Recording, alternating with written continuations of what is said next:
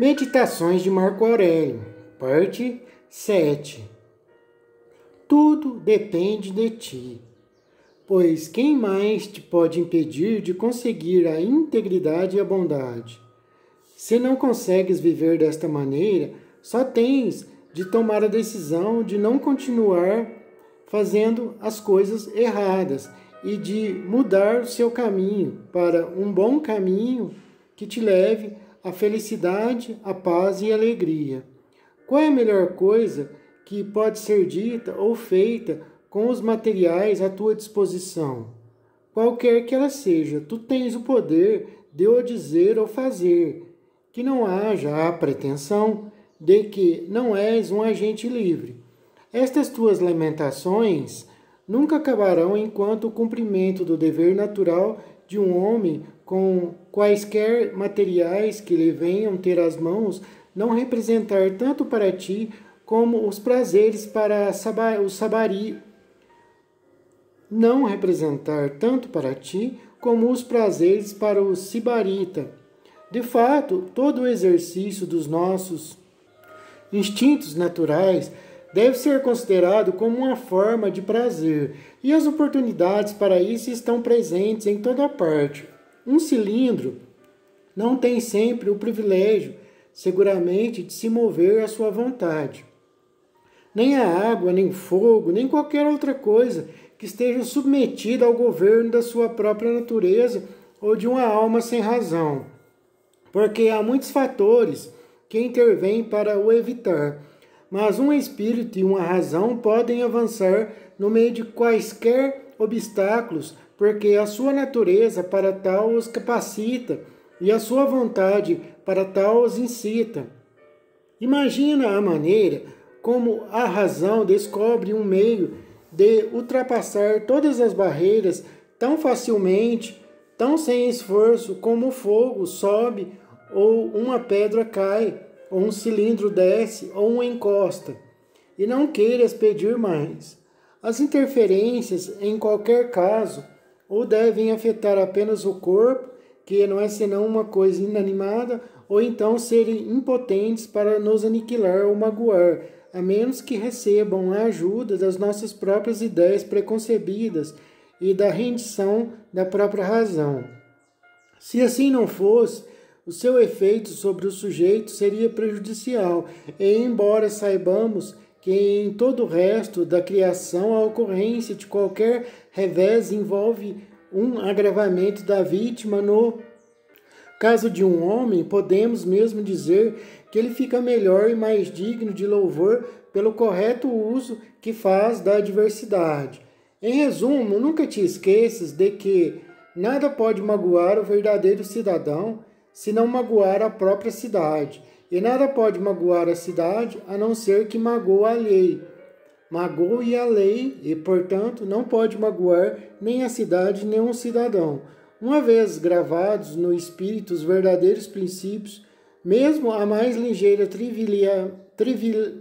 trivialidade bastará para recordar a inutilidade das lamentações ou dos medos, como por exemplo: o que são os filhos dos homens, senão folhas que caem ao sopro do vento? Tal como folhas eram aqueles teus queridos filhos, folhas também são as multidões, aquelas vozes pretensamente convincentes que gritam as suas aclamações, lançam as suas maldições ou zombam, escarnecem as escondidas. Folhas também são todos aqueles em cujas mãos ficará a tua reputação daqui para frente. Todos e cada um, eles florescem na primavera. Os ventos fazem-nos cair e logo a floresta põe nova verdura no seu lugar. A impermanência é o distinto de todo e cada um, e contudo tu persegue-los ou foge deles, como se eles tivessem que sofrer para toda a eternidade. Dentro em pouco os teus olhos fechar-se-ão, e pelo homem que te levar à sepultura também, pouco depois as lágrimas correrão. A função de uns olhos são é ver tudo aquilo que é visível, e não exigir que tudo seja verde, porque isto é apenas sinal de uma visão doente. Da mesma maneira, a audição e o olfato de saudáveis devem estar receptivos a todos os sons e cheiros, e um estômago são a todos os tipos de carne, como um moinho que aceita qualquer cereal que esteja preparado para moer. Da mesma forma, portanto, um espírito são deve estar preparado para qualquer coisa que possa acontecer. Um espírito que exclame: "Oh, que os meus filhos sejam poupados! Oh, se o mundo ressoasse de aclamações a todos os meus atos, é uma vista anelado pelo verde, ou um dente por coisa tenra." Não há ninguém tão afortunado que não tenha à cabeceira do leito da morte quem saúde a sua próxima perda com deleite. Digamos que ele era tão virtuoso, sábio até, e mesmo assim haverá sempre alguém que no fim murmura baixinho: "Finalmente podemos outra vez respirar à vontade sem o nosso amo. Ele nunca foi certamente severo conosco, mas tive sempre a impressão de que ele tinha um secreto desprezo por nós." Tal é o destino dos virtuosos quanto aos outros de nós. Que quantidade de outras boas razões não há para alguns dos nossos amigos, e tão poucos como isso, ficarem contentes por se verem livres de nós. Pense nisto quando estiveres para morrer. Isso tornará mais fácil a reflexão seguinte: vou deixar um mundo em que os meus próprios companheiros, por quem eu trabalhei, tanto orei e tanto pensei, não se importam com a minha partida. Mas o que isso tem de valor para vós? O que importa para vós, senão ser bom, benevolente, justo, correto e honesto? Os homens podem ignorar isso, mas nunca Deus irá ignorar a sua correção, a sua maneira certa de viver. Serás recompensado, e quando estiveres alegre, contente, feliz, uma felicidade suprema e indescritível, na visão deste mundo, aqueles que aqui estão poderão estar passando por amarguras e dores. Pense nisso. Viver corretamente, com dignidade, fazendo bem a todos e não se importando com o que falam de nós, nem na hora da nossa partida, isso é o que um homem inteligente faz. Assim ele age, pois certamente ele será recompensado e muito, 10 vezes, 1000 vezes mais do que espera, pela sua forma correta de viver e de agir, não se importando com o que dele falam. E não te vás por essa razão, com um espírito de menos bondade para com eles. Conserva a tua amizade do costume, a boa vontade e a caridade, e não sintas a partida como uma separação dolorosa. Antes deixa que a tua despedida seja como aqueles que partem com um sorriso nos lábios, pois chegou o seu momento. Deus quis assim, e todos nós temos o nosso momento, mas o importante é como vivemos, a forma como vivemos. Uns partem pela doença, outros nas guerras, outros de várias maneiras, mas o importante é como vivemos. Se vivemos justamente, dignamente, corretamente, e se formos bondosos para com todos, certamente a nossa partida será tranquila, cheia de paz. E é isso que importa. E não sintas a partida como uma separação dolorosa. Antes, deixe que a tua despedida seja como aquelas mortes indolores, em que a alma desliza facilmente para fora do corpo. Antes, a natureza juntou-te a esses homens e fez que tivesse com ele amizades, e uniu-vos num só. Agora, ela desfaz o nó. Estou solto, pois também dos meus próprios parentes, que tanto amo, mas sem resistência, sem forçar. É apenas mais um dos processos da natureza. Irei partir feliz, porque aqui na terra fui favorável ao bem, ajudei a todos que pude, e assim chegou o meu dia, marcado por Deus, e assim estou a ir. Em todos os atos, não importa por quem eles sejam praticados, habitua-te a perguntar-te: qual é o seu objetivo ao fazer isto, mas começa por ti mesmo. Mas primeiro que tudo, essa pergunta a ti mesmo. Não te esqueças, é aquela força secreta e bem escondida dentro de nós que puxa os cordelinhos. Aí reside a voz da persuasão, a própria vida. Aí poderíamos dizer, está o homem, ele mesmo.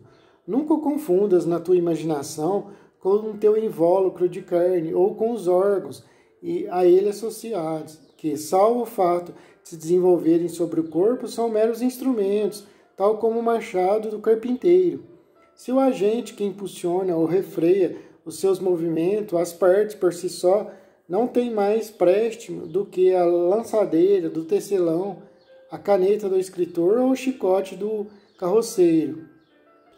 A prosperidade de uma alma racional são estas: poder contemplar-se, analisar-se, fazer dela coisas proveitosas, aproveitar ela própria o fruto que tem dentro de si, enquanto que o fruto produzido pelas árvores, como o seu correspondente produzido pelos animais, é aproveitado por outros, e ter sempre o seu trabalho completo, qualquer que seja a altura em que a nossa vida atinja o seu limite fixado.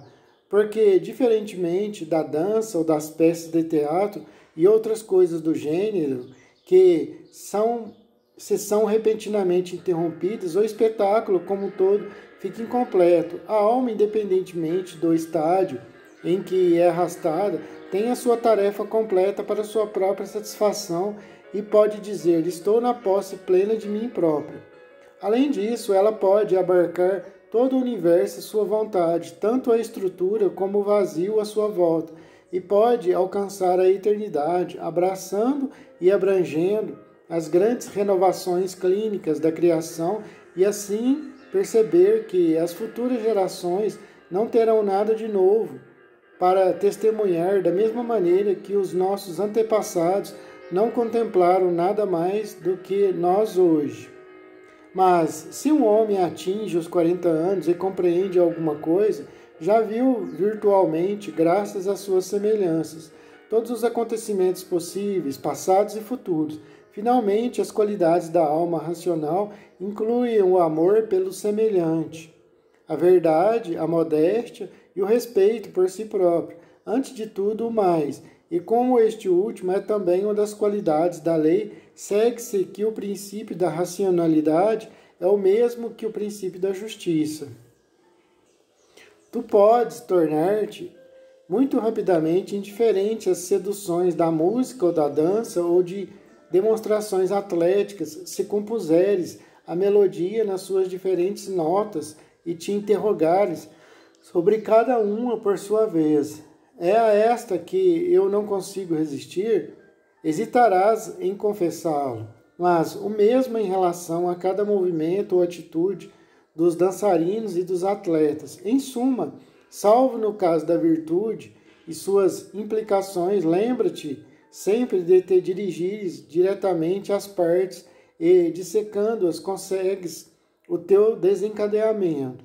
E agora transporta este método para a vida, tomada como um todo. Feliz da alma que, em qualquer altura que chegue a hora de se separar do corpo, esteja também pronta para encarar tudo o que irá encontrar do outro lado.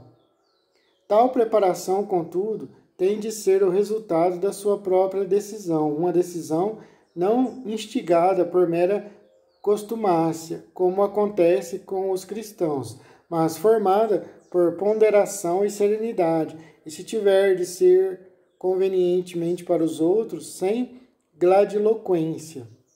Pratiquei uma ação altruísta? Muito bem, já tive a minha recompensa. Tem sempre presente este pensamento e continua. Qual é o teu mister? A bondade. Mas como é que vais nele ter sucesso se não tiveres a capacidade de um filósofo para penetrar a natureza do universo e na constituição particular do homem? O teatro, na sua primeira fase, tomou a forma de tragédia, que pela apresentação das vicissitudes da vida nos recordam como as coisas desse tipo podem acontecer naturalmente e que, como elas no palco, nos levam a prazer não temos o direito de ficar magoados pela sua ocorrência no palco mais vasto da realidade. Porque nestas peças mostram-nos que, embora os atos tenham de ter inevitáveis consequências, os homens conseguem suportá-las, apesar do angustiado. Citarion que sai das suas bocas. Além disso, há úteis expressões que se encontram aqui e ali nos escritores de tragédias. Por exemplo, se o céu não cuida de mim e de meus filhos, deve haver uma boa razão para isso. Ou ainda, não atormenteis o espírito por causa do curso das coisas, ou, como as espigas de milho, as vidas dos homens são ceifadas, e muitas outras desse tipo. Depois da tragédia veio a comédia antiga, como uma língua implacável, como a de um mestre-escola, mas ministrando com a sua grande franqueza, que até certo ponto foi adotada por Diógenes, com a mesma finalidade, uma censura geral ao orgulho, mas repara mais tarde, nos objetivos da comédia média. E finalmente na comédia nova, que pouco depois havia de entrar em decadência, transformando-se no mero artificialismo do mimo. Certamente que mesmo estes escritores tardios têm algumas coisas boas a dizer, como sabemos, mas aqui é que monta todo o alcance e intenção de toda a sua produção poética e teatral. Manifestamente, nenhuma condição de vida podia ser tão adequada à prática da filosofia como esta em que o acaso te encontra hoje. Um ramo arrancado de outro ramo adjacente fica necessariamente arrancado da árvore. Da mesma maneira, um homem que foi separado dos seus semelhantes fica também separado de toda a comunidade. Mas enquanto que o ramo é podado por outras mãos, o homem, com seus sentimentos de ódio e aversão, provoca o seu próprio afastamento do seu semelhante e não vê que, ao mesmo tempo, cortou a sua relação com toda a estrutura da sociedade. Todavia, está no nosso poder, graças a Deus, o autor de toda a fraternidade. Ser o autor de toda a fraternidade, recuar e unirmos de novo com o nosso semelhante, seja ele amigo ou parente, desempenhando assim, uma vez mais, o nosso papel na integração do todo. Mas se estes atos de secção se repetirem com frequência, dificultam a não conformista, a consecução desta reunião e restituição. Um ramo que foi parceiro do crescimento da árvore desde o início e que nunca deixou de partilhar a sua vida é uma coisa diferente de um que nunca voltou a enxertar-se depois de arrancado. Como dizem os jardineiros, é da mesma árvore, mas não da mesma mente. Embora os homens possam impedir-te de seguir os caminhos da razão, nunca conseguirão desviar-te dos atos sãos, mas assegura-te de que eles também não consigam destruir os teus sentimentos de caridade em relação a eles. Deves defender ambas as posições de igual maneira, firmeza na decisão e ação, e ao mesmo tempo gentileza para com aqueles que tentam criar-te dificuldades, obstáculos ou molestar-te de qualquer outra maneira. Ceder à irritação seria fraqueza igual à do abandono do teu curso de ação e ser forçado à rendição. Em ambos os casos, o posto do dever fica deserto. Num, por falta de coragem, e no outro, pelo afastamento de homens que são teus irmãos e amigos naturais. Qualquer forma da natureza supera a arte, porque toda a arte não é mais do que a imitação da natureza. Assim sendo, aquela natureza suprema, que é mais perfeita e abrangente do que qualquer outra, não pode deixar de ser preeminente no ofício do artista. Qualquer forma da natureza supera a arte, porque toda a arte não é mais do que a imitação da natureza. Assim sendo, aquela natureza suprema que é mais perfeita e abrange do que qualquer outra não pode deixar de ser preeminente no ofício do artista. E mais ainda, só com olhar em qualquer coisa superior, a arte produz as suas obras inferiores. E isto é também o que a natureza faz. Aqui encontramos, então, as origens da justiça, porque todas as outras virtudes dependem disso. Quando nunca podemos conseguir verdadeira justiça enquanto nos dedicamos a coisas de menor valor e nos contentamos em continuar crédulos, obstinados e inconstantes. Talvez as coisas que tu te atormentas e exasperas para perseguir ou evitar não venham a ti, mas que sejas tu a ir ter com elas. Refreia os juízos que fazes delas. Elas, pela sua parte, não se moverão, e assim tu não serás visto a persegui-las ou a evitá-las. A alma atinge a sua forma perfeitamente redonda, quando não se está a esforçar por qualquer coisa, nem a recolher em si própria, nem a disseminar em bocados, nem ainda a mergulhar em colapso, mas banhará uma radiação que lhe revele o mundo e ela própria nas suas verdadeiras cores. Se alguém escarnece de mim, isso só a ele dirá respeito. A mim competirá assegurar que nada do que façam ou digam sobre mim seja motivo de escárnio. Talvez eles me odeiem. Uma vez mais, problema deles. A mim compete ser digno, justo, correto, ordeiro e amável com todos.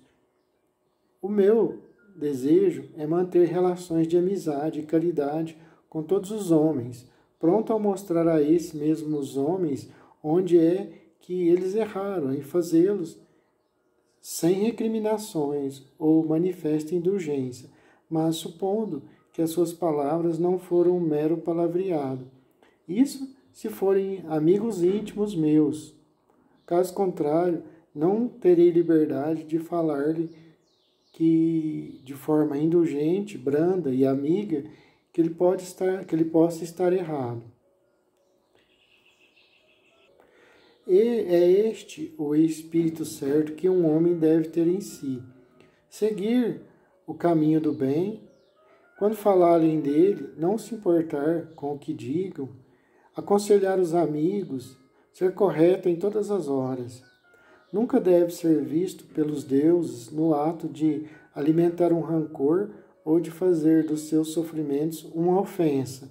Que mal te pode atingir se seguires as leis do teu ser e aceitares, momento a momento, tudo o que a grande natureza considera oportuno, como um verdadeiro homem que se esforça por desenvolver por todos os meios o bem-estar do mundo. Como a coisa soa insincera e vazia quando dizemos: estou decidido a ser perfeitamente franco contigo. Ora, homem, o que é isso? A coisa não precisa de prólogo. Ela revela-se por si própria. Devia estar escrita em nossa testa, devia estar espelhada no tom da nossa voz, devia brilhar em nossos olhos, como um simples olhar da pessoa amada diz tudo aquele que ela ama. A sinceridade e a bondade devem ter o seu próprio odor, para que quem com isso depare fique logo a saber, mesmo contra a sua vontade. Uma franqueza simulada é um punhal escondido. A amizade fingida do lobo é a mais desprezível de todas e deve ser completamente repudiada. Um homem verdadeiramente bom e sincero e bem-intencionado revela-o na expressão e ninguém poderá deixar de o ver. A vida autêntica pode ser levada à perfeição por qualquer alma capaz de mostrar indiferença em relação às coisas que são elas próprias indiferentes. Isto pode ser conseguido dando cuidadosa atenção aos elementos que as compõem e depois a elas próprias, e tendo também sempre em mente que nenhuma delas é responsável pela opinião que delas formamos. elas não vêm ter conosco, ficam estacionárias. Nós é que fazemos juízos acerca delas e depois as inscrevemos, por assim dizer, nos nossos espíritos. Isto apesar do apagar prontamente Isto apesar do fato de estar na nossa mão, não escrever absolutamente nada, ou pelo menos apagar prontamente qualquer coisa que se tenha inscrito inadvertidamente destes assuntos, e que nossa corrida em breve. E isto, apesar do fato de estar na nossa mão, não escrever absolutamente nada, ou pelo menos apagar prontamente qualquer coisa que se tenha escrito inadvertidamente. Além disso, deves lembrar-te de que não haverá muito mais tempo para cuidar destes assuntos e que a nossa corrida tem que ser sempre rumo à estrada do bem. Não te afliges, pois se as coisas não correrem sempre do teu gosto, desde que estejam em consonância com a natureza, contenta-te com elas, e não crieis dificuldades. Se não estiverem, descobre, então, o que é que a tua própria natureza ordena e faz os possíveis por cumpri-lo, porque a procura do nosso próprio bem está a justificar. Porque a procura do nosso próprio bem está sempre justificada. Pensa na origem de cada coisa, no que a compõe e naquilo em que se vai transformar, e naquilo que ela será depois da transformação, e que não ficará minimamente pior. Quando ofendido, conselho primeiro. Recorda a íntima revelação entre mim e o resto da humanidade. Isto prevalece porque todos nós nascemos uns para os outros, ou para apresentar outra razão, porque nasci para ser o seu guia, tal como o carneiro não castrado nasceu para guiar o rebanho, ou o touro a manada, ou ainda, voltando aos primeiros princípios, porque o mundo, se não for um conjunto de simples átomos, tem de ser governado pela natureza, e nesse caso, as espécies inferiores da criação têm de existir para as superiores, e as superiores têm de existir umas para as outras. Pensa nos seus caracteres, a mesa e na cama, e por aí adiante, e em particular nas pressões que as suas maneiras de pensar exercem sobre eles e na consequente autoconfiança com que eles agem. Um terceiro, se o que eles estão a fazer está correto, não tens que te sentir magoado. Se não está, só pode ter sido sem intenção e conscientemente.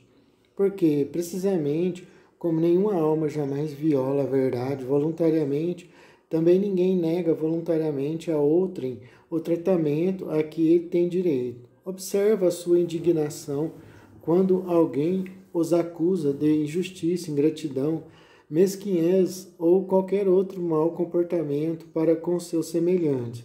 Um quarto, tu próprio magoas de várias maneiras e não és indiferente de todos os outros. Podes evitar certos erros, mas a tendência está lá, mesmo que a covardia ou a preocupação pela tua reputação ou outro motivo ignóbil te inibam de imitar as suas boas ações. Tu próprio magoas de várias maneiras e não és indiferente de todos os outros. Um quinto, tu não tens a certeza de que eles estejam a proceder mal, porque os motivos dos atos dos homens nem sempre são o que parecem. Há geralmente muito a aprender antes de se formular com segurança um juízo sobre o comportamento de alguém. Um sexto, diz a ti mesmo, quando te sentires exasperado ou sem paciência, nenhuma que esta vida mortal não dura mais do que um momento, não falta muito para que todos estejamos postos um dia num local diferenciado daqui, onde toda a verdade será aclarada e todo o erro dissipado.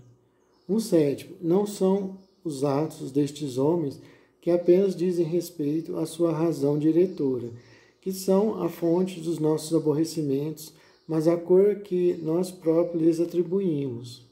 Elimina isto, abandona todos os pensamentos sobre os seus ódios, e a cólera desaparecerá imediatamente. 8. A nossa cólera e irritação não são prejudiciais a nós próprios do que as coisas que as provocam.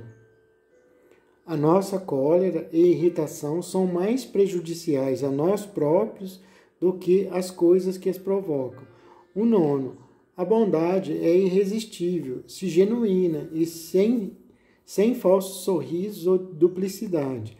A mais rematada insolência não pode fazer nada se continuares persistentemente bom para com quem te ofendeu. Admoesta-o gentilmente quando se oferecer a oportunidade. No momento em que ele se prepare para dar curso livre à maldade, chama-o calmamente à razão, dizendo: não, meu filho, não foi para isso que fomos feitos. Eu não fico magoado, tu estás a magoar a ti mesmo.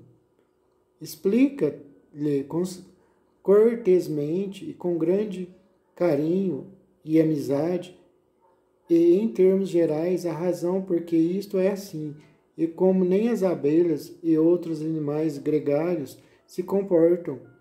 Mas não o faças com sarcasmo ou espírito de recriminação, antes com real afeto e sem rancor, não como um mestre-escola, nem para admiração dos outros, mas mesmo na presença de outras pessoas, evita-o de fazer, mas se estiveres na presença de outras pessoas, evita de fazer,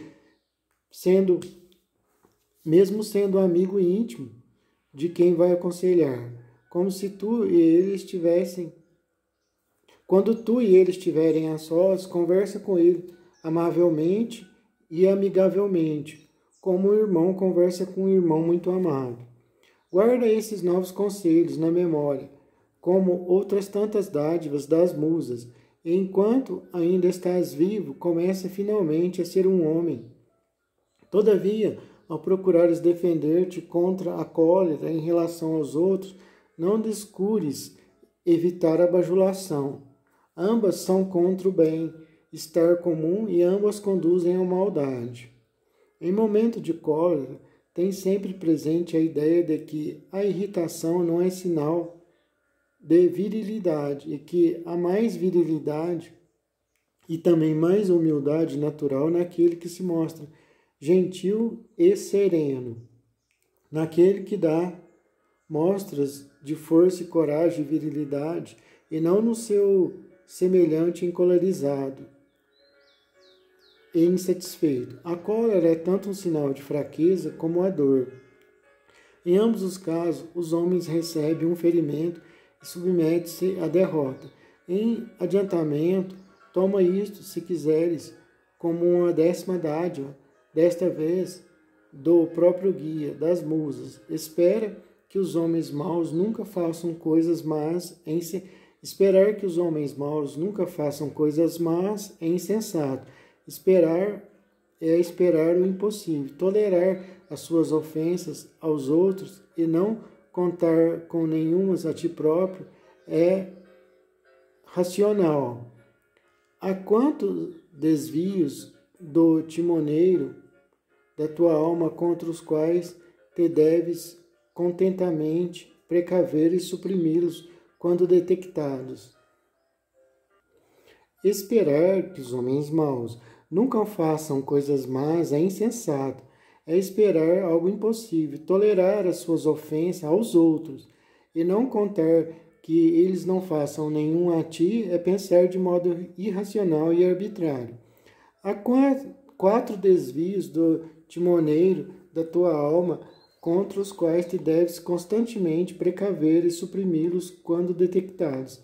Diz-los um a um, isto é, um pensamento que não é necessário. Isto iria minar a camaradagem. Isto não é a voz do meu verdadeiro eu, porque exprimir qualquer coisa que não os teus verdadeiros sentimentos é, de entre todas as coisas, a mais inoportuna e, em 4º lugar, quando estiveres inclinado para a autocensura, isto mostraria que o elemento divino em mim foi derrotado e forçado a ajoelhar perante a carne ignóbil e mortal, com as suas concepções grosseiras.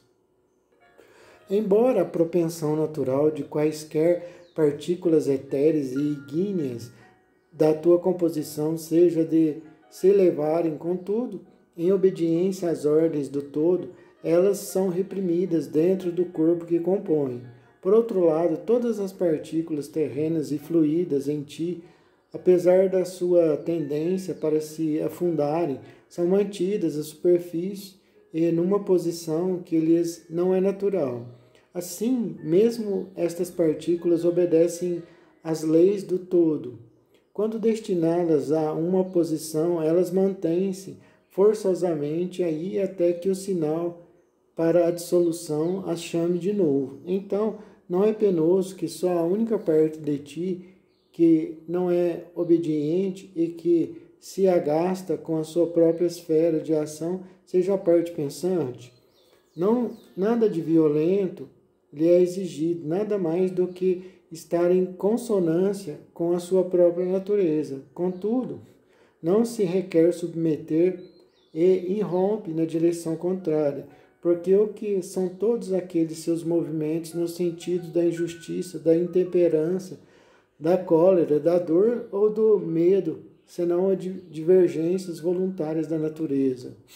Quando o timoneiro da alma revela ressentimento por qualquer coisa que lhe aconteça, nesse momento está a abandonar o seu posto, porque ele não foi menos feito para a santidade e veneração dos deuses do que para a justiça, e aquela sendo parte da ideia de camaradagem do universo tem de vir antes da justiça.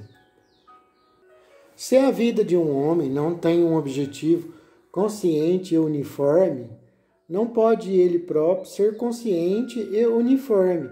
Contudo, esta afirmação só por si não chega, a menos que lhe acrescentemos qualquer coisa sobre qual deve ser o objetivo. Ora, não é sobre toda a série de coisas geralmente consideradas boas que encontramos a uniformidade de opinião para existir coisas boas, mas apenas sobre coisas de um determinado tipo.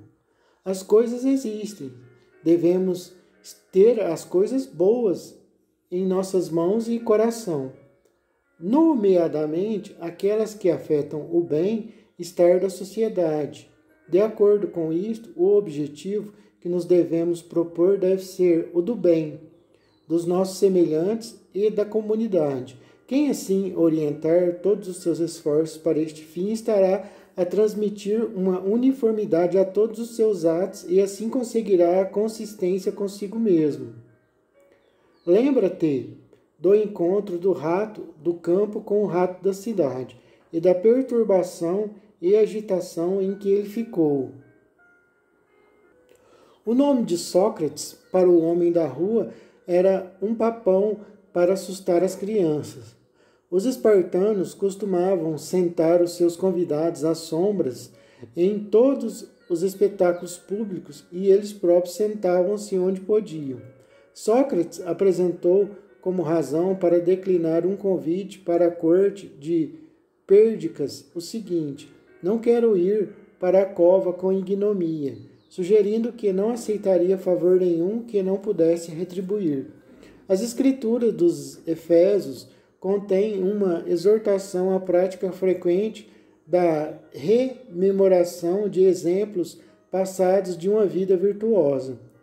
Os pitagoristas impõem a contemplação dos céus todas as manhãs para relembrarem a maneira invariável e pontual com que aqueles corpos desempenham suas tarefas e também para lhes recordar a disciplina, a pureza e a crua simplicidade, porque nenhum véu encobre uma estrela. Pensa em Sócrates envolto numa pele de ovelha depois de Xantippe lhe ter levado o manto e no que ele disse aos amigos quando eles recuaram, desconcertados ao vê-lo assim vestido. Na leitura e na escrita, não se podem estabelecer regras sem primeiro aprender a respeitá-las, e na vida ainda menos. Serviu por natureza, a razão não é para ti, e depois riu-se o coração dentro de mim. A virtude não deixarão eles de violar e de caluniar com amargos impropérios. O tolo procura figos no inverno, assim é quem procura ter filhos depois de passar o seu tempo. Enquanto beijas o teu filho, diz uma vez Epiteto, murmura baixinho, amanhã pode estar morto. Palavras de mau agouro. Disseram-lhe, de modo nenhum, disse ele, apenas significa um ato da natureza. Será mau agouro falar da colheita do milho maduro? Não. Uva verde, cacho maduro, passa de uva. Uma mudança a cada passo, não para aquilo que não é, mas para aquilo que ainda virá a ser. O ladrão da tua livre vontade. Escreve Epiteto, não existe. Ele diz também que devemos desenvolver um sistema próprio para usar do sancionamento. Em relação aos impulsos, devemos ter o cuidado de os manter sempre sujeitos à alteração, livre dos interesses próprios e devidamente proporcionais aos méritos do caso. Os desejos devem também ser reprimidos ao máximo e as aversões limitadas aos assuntos que controlamos.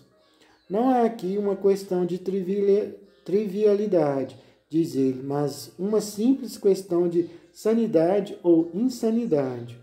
O que é que desejais ter? Perguntava Sócrates. Almas de homens razoáveis ou imoderados? Razoáveis.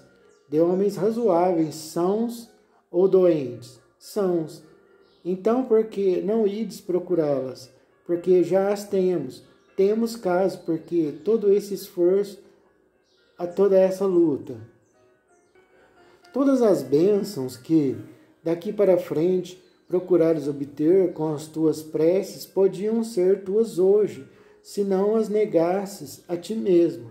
Bastar-te-á acabar completamente com o passado, entregar ao futuro a providência divina e procurar simplesmente orientar o presente no sentido da santidade e da justiça. Santidade com uma afetuosa aceitação do quinhão que te foi atribuído, uma vez que a natureza o produziu para ti, e a ti para ele. Justiça nas palavras com uma verdade franca e direta, e nos atos com o respeito pela lei e pelos direitos dos outros.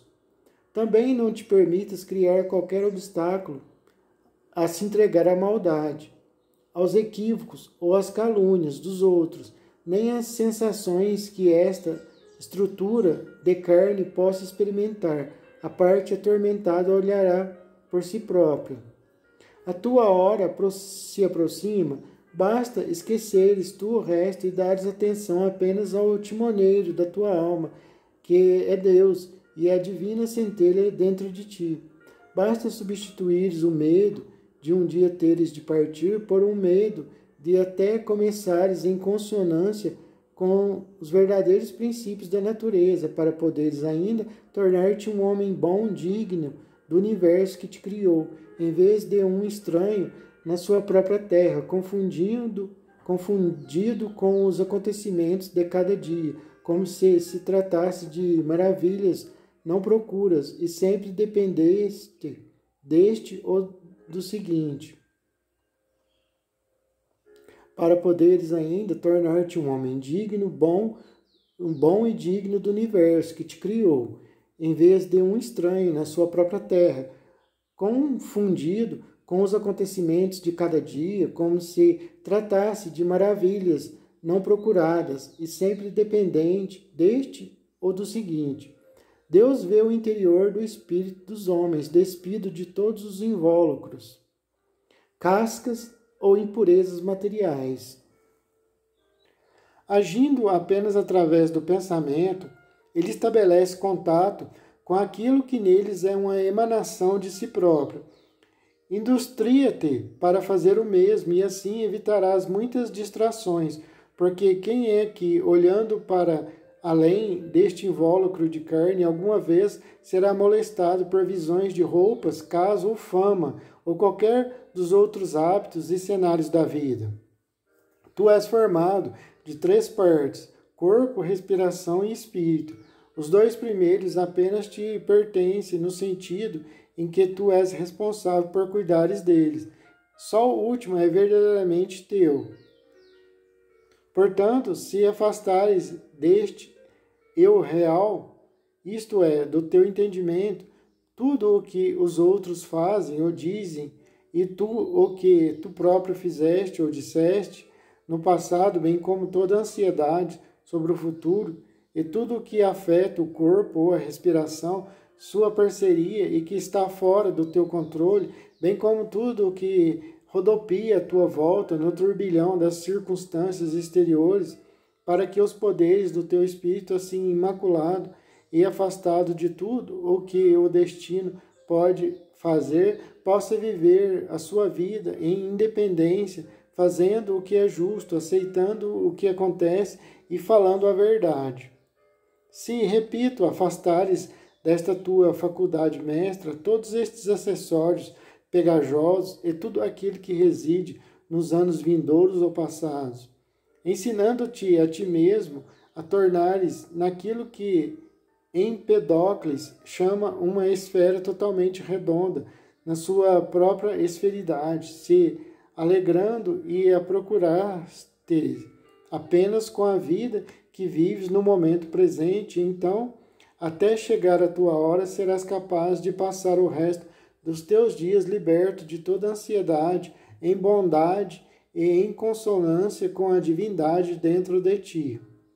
Fico muitas vezes admirado ao verificar que, embora cada homem se ame a si próprio acima de tudo, a opinião que ele tem de si mesmo é menos lisonjeira do que a que tem dos outros.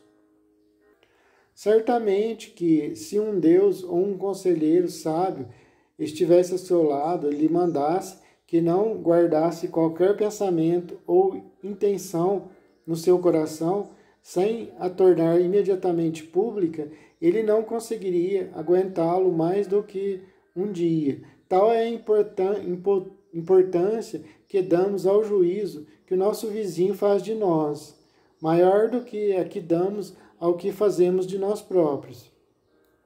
Poderão os deuses, que tão bem e tão benevolentemente conceberam tudo o resto, ter descurado o fato de que até os homens virtuosos, homens na mais íntima consonância com o de ti, como chegará para todos. Medita sobre a brevidade da vida e sobre os incomensuráveis abismos de eternidade por detrás e antes dela, e sobre a fragilidade de tudo o que é matéria. Olha o mais íntimo das causas, das coisas despidas, das suas cascas. Repara nas intenções que estão por detrás dos atos. Estuda as essências da dor, do prazer e da glória. Observa como a intranquilidade do homem é toda de sua própria criação e como os problemas nunca vêm pela mão dos outros, mas, como todo o resto, são criações da nossa própria maneira de pensar e agir. Na gestão